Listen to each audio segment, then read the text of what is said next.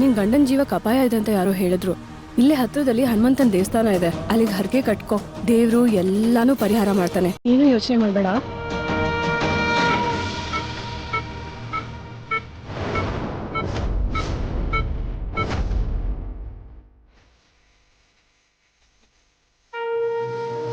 ಹೇ ಬಜರಂಗ್ ಬಲಿ,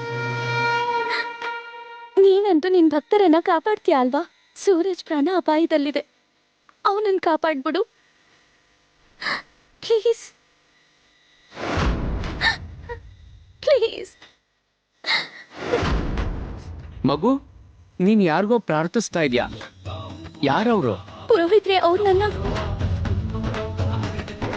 ಇವತ್ತಿನ ದಿನ ತುಂಬಾ ಒಳ್ಳೇದಮ್ಮ. ಇವತ್ತಿನ ದಿನನೇ ಆಂಜನೇಯ ಸ್ವಾಮಿ ಲಕ್ಷ್ಮಣನವರ ಪ್ರಾಣ ಕಾಪಾಡಿದ್ದು. ಒಳ್ಳೆ ಮನಸ್ಸಿಂದ ಯಾರು ಈ ಗದೆನ ಎತ್ತಾರೋ ಅವರು ಅವರ ಮನಸ್ಸಲ್ಲಿರೋ ಇಚ್ಛೆನ ಪೂರೈಸ್ತಾನೆ.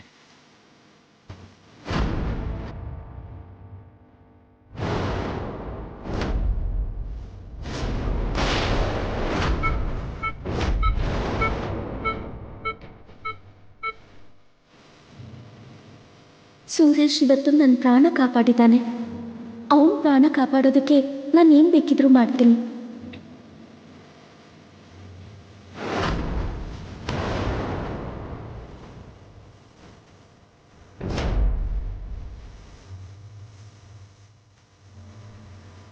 ಅರೆ, ಈ ಹುಡುಗಿ ಇಷ್ಟು ಭಾರವಾಗಿರೋ ಗದೆನ ಹೇಗೆ ಎತ್ಕೋತಾಳೆ?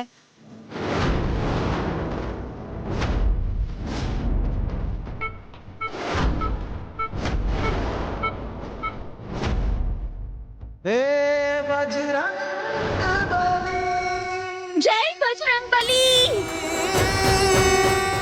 ಹೇಳಿ ಪವನಸುತ ಹನುಮಾನನಿಗೆ ಜೈ, ಬಜರಂಗ ಬಲಿಗೆ ಜೈ.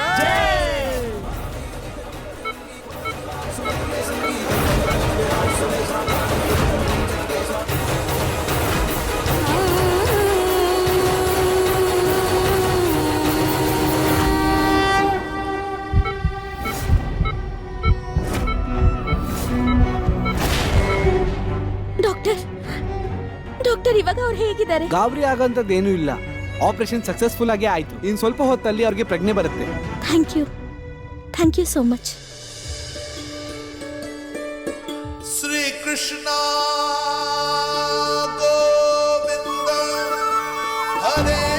ಈಗ ಅವನು ಹುಷಾರಾಗಿದ್ದಾನಂತೆ ಗೋಪಾಲ. ಅವನ್ ಪ್ರಾಣನ ಪಣಕ್ಕಿಟ್ಟು ನನ್ನನ್ನು ಕಾಪಾಡ್ದವನು ಇವಾಗ ಹುಷಾರಾಗಿದ್ದಾನೆ. ನೀವೆಲ್ಲ ಇರೋವಾಗ ರೋಹನ್ ಅಲ್ಲಿಂದ ಹೇಗ್ ತಪ್ಪಿಸ್ಕೊಂಡ? ಅಲ್ಲಿ ಈಶಾ ಮೇಡಮ್ ಹೇಗ್ ಬಂದ್ರು ಅಂತ ಗೊತ್ತಿಲ್ಲ ಸರ್. ಈಶಾ?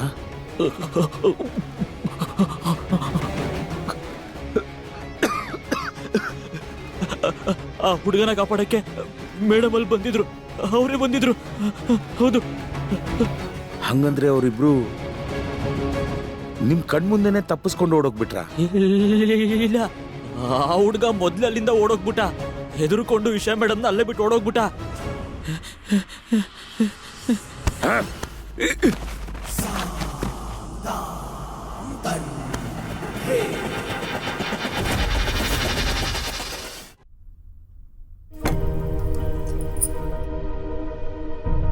ಮನುಷ್ಯರ ಮೇಲೆ ಬೇಜಾರು ಮಾಡ್ಕೊಳ್ಳೋದ್ರಲ್ಲಿ ಅರ್ಥ ಇದೆ ಸರ್ ಆಂಟಿ. ಊಟದ ಮೇಲೆ ಯಾಕೆ ತೋರಿಸ್ತೀರಾ? ಎಲ್ಲ ಕಡೆ ನೋಡಿದೆ, ಎಲ್ಲೂ ಇಲ್ಲ. ಪೊಲೀಸ್ ಸ್ಟೇಷನ್ ಅಲ್ಲೂ ನೋಡ್ಕೊಂಡು ಬಂದೆ, ಎಲ್ಲಿ ಹೋಗಿದ್ದಾನೋ ಗೊತ್ತಾಗ್ತಿಲ್ಲ. ಇಷ್ಟ ದಿನ ತನಕ ಸೂರಜ್ಜು ಯಾವತ್ತೂ ಇಷ್ಟು ಲೇಟ್ ಆಗಿ ಬಂದಿರ್ಲಿಲ್ಲ. ಲೇಟ್ ಆಗಿದ್ದಿದ್ರು ಫೋನ್ ಮಾಡಿ ತಿಳಿಸ್ತಿದ್ದ. ಆದ್ರೆ ಹೇ ಶ್ರೀಕೃಷ್ಣ, ಎಲ್ಲಿದ್ದಾನೆ ನಮ್ ಸೂರಜ್?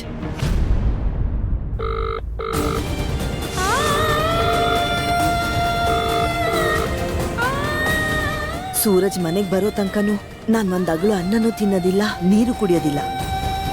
ಇಲ್ಲಿಂದ ಊಟನ ತಗೊಂಡ್ ಹೋಗ್ಬಿಡಿ. ದೊಡ್ಡ ಮನುಷ್ಯರು ಮಾತ್ರ ಸರಿಯಾದ ಟೈಮಿಗೆ ಮನೆಗೆ ಬರ್ತಾರೆ. ಅತ್ತಿಗೆ ರೌಡಿಗಳಲ್ಲ. ಅವ್ರಿಗೋಸ್ಕರ ರಾತ್ರಿ ಎಲ್ಲ ಕಾಯೋ ಅವಶ್ಯಕತೆನೂ ಇಲ್ಲ, ಊಟ ಮಾಡದೆ ಕೂತಿರೋದು ಬೇಕಾಗಿಲ್ಲ. ರೀ, ಏನ್ರಿ ಹೊಟ್ಟೆ ಹಶ್ವಾಗ್ತಿದೆ. ಈ ಸೂರಜಿಂದ ಬೆಳಗ್ಗೆಯಿಂದ ಯಾರು ತಿಂಡಿ ತಿನ್ನಕ್ಕಾಗ್ತಿಲ್ಲ. ಹಸ್ವನ್ ಬಗ್ಗೆ ಮಾತಾಡ್ಬೇಡ ಇವತ್ತು, ಕೇಳಿಸ್ಕೊಳ್ಳಿಲ್ವಾ? ಅಮ್ಮ ಸತ್ಯಾಗ್ರಹ ಕೂತಿದ್ದಾರೆ. ಅವರು ಸೂರಜ್ನ ನೋಡೋ ತನಕ ಯಾರಿಗೂ ಊಟ ಇಲ್ಲ. ನೀವೀಗಷ್ಟೇ ಆಸ್ಪತ್ರೆಯಿಂದ ಬಂದಿದ್ದೀರಾ ಅತ್ಗೆ. ಟೈಮ್ಗೆ ಊಟ ತಿಂಡಿ ಮಾಡಿ ಮಾತ್ರೇನೂ ತಗೋಬೇಕಾಗತ್ತೆ. ತಿನ್ನಿ, ಬೇಗ ತಿನ್ನಿ. ನೀವೆಲ್ಲ ಯಾವ ದೊಡ್ಡ ಮನುಷ್ಯನ್ಗೆ ಊಟ ಬಿಟ್ಟು ಕಾಯ್ತಾ ಇದ್ದೀರಾ? ಅವನ್ ದೊಡ್ಡ ಮಿನಿಸ್ಟರ್ ಅಲ್ಲ, ಯಾವ್ದೋ ಕೆಲ್ಸದಲ್ಲಿ ಸಿಕ್ಕಾಕೊಂಡಿದ್ದಾನೆ ಅನ್ನಕ್ಕೆ. ಅವನೆಲ್ಲೋ ರೌಡಿಸಮ್ ಮಾಡ್ತಾ ಇರ್ಬೇಕು, ಜಗಳ ಆಡ್ತಿರ್ಬೇಕು, ಇಲ್ಲ ಯಾರ್ದಾದ್ರೂ ಕಾಲರ್ ಹಿಡ್ಕೊಂಡಿರ್ಬೇಕು. ಅವನಿಗೋಸ್ಕರ ಯೋಚನೆ ಮಾಡೋ ಅವಶ್ಯಕತೆ ಇಲ್ಲ. ಎಲ್ರೂ ಹೋಗಿ ಊಟ ಮಾಡಿ, ಹೋಗಿ. ನೀವು ಅವ್ರ ಬಗ್ಗೆ ಯೋಚನೆ ಮಾಡ್ತಿದ್ದೀರಾ ಅಲ್ವಾಪ್ಪ? ಅದಕ್ಕೆ ಹೊಟ್ಟೆ ತುಂಬಿದೆ ಅಂತ ಸುಳ್ಳು ಹೇಳಿ ನಾಟಕ ಮಾಡ್ತಿದ್ದೀರಾ ಅಲ್ವಾಪ್ಪ? ಆ ಕಡೆಯಿಂದ ಈ ಕಡೆ, ಈ ಕಡೆಯಿಂದ ಆ ಕಡೆ ಓಡಾಡ್ತಾ ಇದ್ದೀರಾ.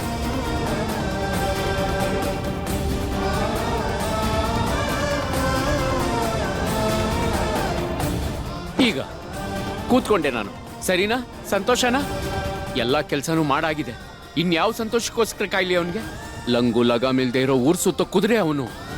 ಈ ಲಗಾಮ್ ಹಿಡಿಯೋದಕ್ಕೆ ಈ ಊರಲ್ಲಿ ಯಾರೂ ಇಲ್ವಲ್ಲ. ಭಾವಂದ್ರೆ ಅವ್ನ್ ಮೊದ್ಲು ಮನೆಗೆ ಬರ್ಲಿ, ನಾನ್ ಮಾತಾಡ್ತೀನಿ ಅವನ ಹತ್ರ.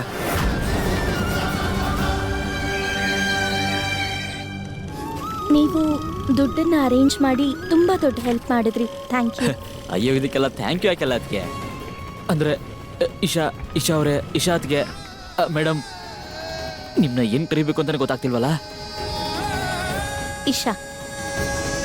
ಇಶಾ ಅಂತ ಕರಿಬೋದು. ಇಶಾ ಅವರೇ, ಮತ್ತೆ ಈ ಜಗತ್ತು ನನ್ನನ್ನು ಬೇಡ ಅಂತ ಒದ್ದು ಹೊರಗಡೆ ಹಾಕಿದಾಗ ಆಗ ಇವರೇನೆ ನನ್ನನ್ನು ಸ್ವಂತ ತಮ್ಮನ ಥರ ನೋಡ್ಕೊಂಡಿದ್ದು. ಸೂರಜ್ ಅಣ್ಣಂಗೆ ಪ್ರಾಣ ಕೊಡಬೇಕು ಅಂತ ಬಂದರೂ ಕೂಡ ನಾನು ಹಿಂದೆ ಸರಿಯೋದಿಲ್ಲ. ಆದರೂ ಥ್ಯಾಂಕ್ ಯು.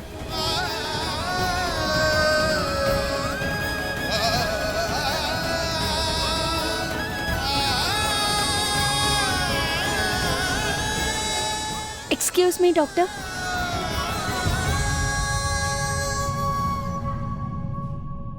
ಪಾಪ ಸೂರಜ್ ಅಣ್ಣ, ಅವ್ರು ನೋಡಿದ್ರೆ ಬ್ರಹ್ಮಚಾರಿ, ಅವ್ರಿಗೆ ಈ ತರ ಕಷ್ಟನ? ಅದು ಈ ಹುಡುಗಿಗೋಸ್ಕರನ?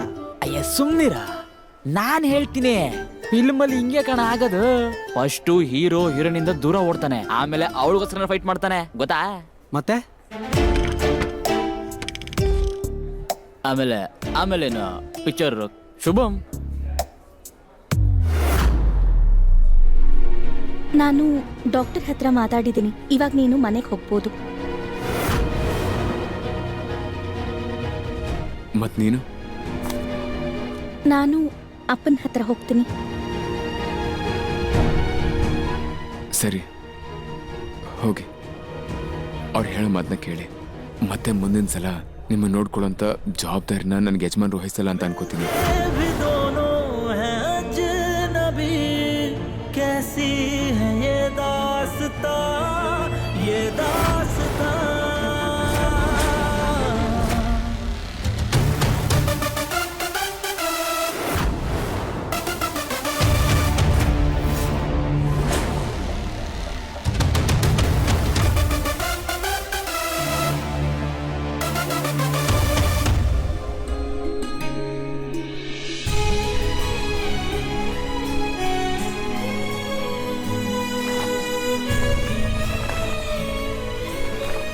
ಈ ಶರ್ಟ್ನ ತಗೊಂಡು ಹೋಗಿ ಇಶಾ ಕೊಟ್ಬಾ.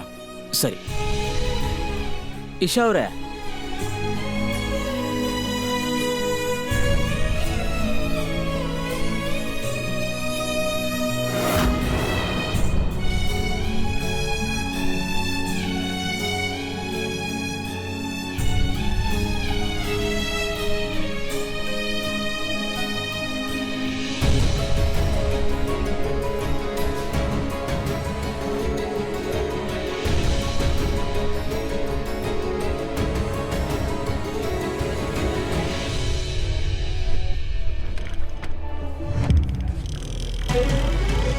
ರೋಹನ್ ಒಂದ್ಸಲನೂ ಯೋಚನೆ ಮಾಡ್ಲಿಲ್ಲ ಅವನ್ ಹೋದ್ಮೇಲೆ ರೌಡಿಗಳು ಏನ್ ಮಾಡ್ಬೋದು ಅಂತ.